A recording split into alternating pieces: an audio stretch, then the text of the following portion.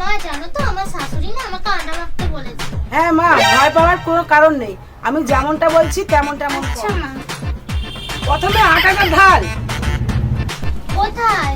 তোর মাথায়।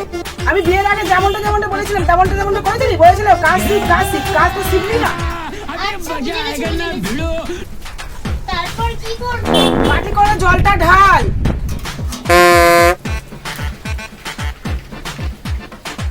শক্ত আছে না নরম আছে? শুকনো আটা দে তাহলে।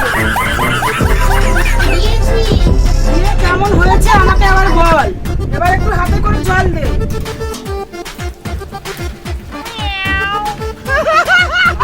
মাখিয়ে আমাকে ছবি তুলে